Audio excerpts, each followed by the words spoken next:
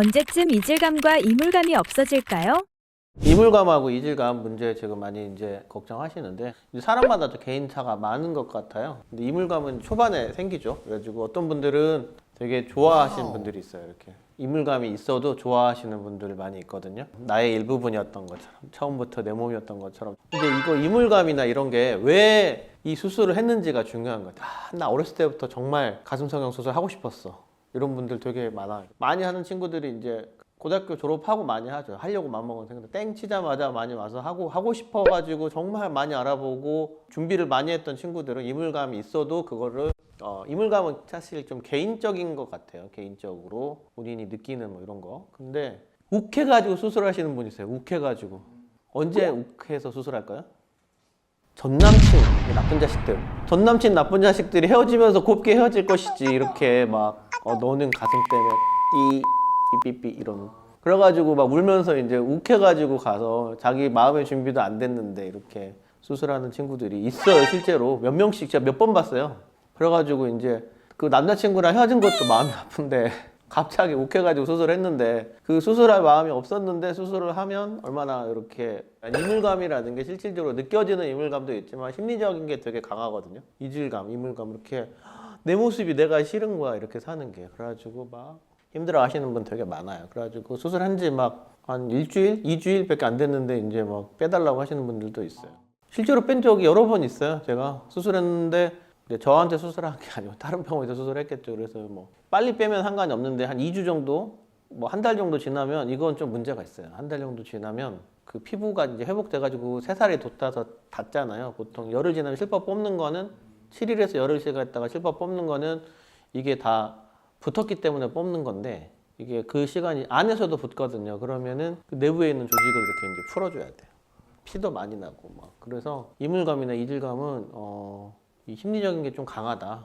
그리고 만져졌을 때 느낌 같은 경우는 이제 이물감이나 이질감 자체는 사실은 느낌 자체에 익숙해지는 거는 본인이 심리적인 게 좀 강하다. 그리고 이제 대부분의 이질감이나 이런 거는 통증에 가깝죠. 통증 누렸을 때 아픈 것과 이질감과 이물감 이런 건 참 차이가 있다라는 거. 통증은 주로 이제 뭐 한 달 정도 지나면 만졌을 때 크게 한 달 전에 또 마사지 하거든요. 이렇게 마사지 하면서 좀 아프고 이렇게 옛날에는 텍스처 보형물을 많이 썼는데 요즘은 텍스처 안 쓰고 이제 스무스 쪽으로 많이 넘어가서 방을 좀 넓혀줘야 돌아다니는 공간이 생겨줘야지만 가슴이 부드럽게 되니까 통증이 있어요 사실은. 근데 통증이 있으면서 또 통증 사라질 때쯤 되면은 이물감도 사라지더라.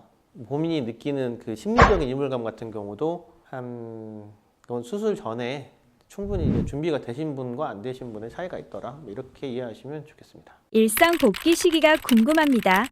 근데 일상이란 단어가 사람마다 좀 차이가 있다는 거.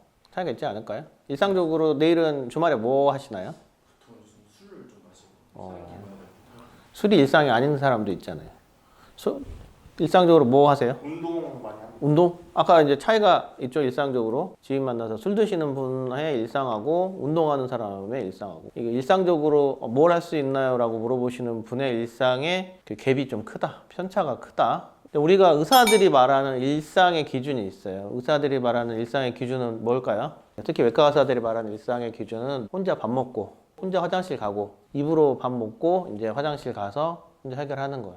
그 병원에 있으면 그 중환자실이라든가 큰 수술 받고 나면 그거 못 하거든요. 그래서 가슴 성형도 마찬가지죠. 일상생활 할 때 이제 수술의 방법 중에서도 이제 마취를 어떻게 하냐가 또 중요한 거죠. 수면 마취로도 수술을 많이 하는데 수면 마취를 하느냐 아니면 혹시 이제 전신 마취를 하느냐 이것도 중요해요. 마취 방법이 어떤 식으로 며칠 있으면 바로 뭘 할 수 있습니다. 이렇게 말하기는 좀 어렵고 일상생활이라는 거는 이제 혼자서 돌아다니고 씻고 제가 생각할 때 일상생활은 그냥 컴퓨터 정도 하는 거 마우스 정도 돌리는 사무직을 기준으로 말씀드렸을 때 한 하루 정도 다음날 오후 정도는 할 수 있을 것 같아요. 별일 없으면. 왜 그러냐면 이게 수술 직후에 출혈이 생기는 경우가 많아요. 마취할 때는 혈관을 수축하는 약이라던가 이 통증이 없으니까 출혈될 위험이 별로 없는데 수술 끝나고 나서 출혈이 생기는 경우가 있어요. 그게 이제 안정적으로 보려면 한 하루 정도는 기다려야 되고 다음날 오전 정도는 집에 가야 되니까 병원에 있다가 이제 지켜보는 거죠. 그때까지 별일 없으면 집에 가는 건데 이 출혈이 생기는 게 이거 괜찮네 하고 다니면서 막 이제 막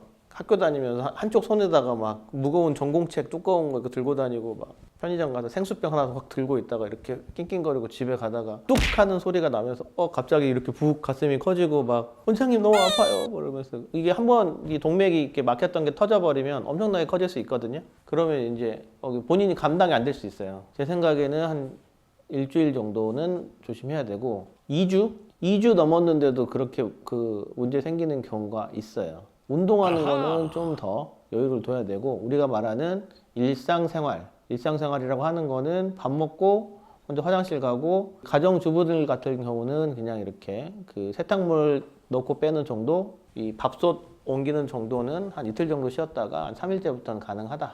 이 정도 생각하시면 되겠습니다.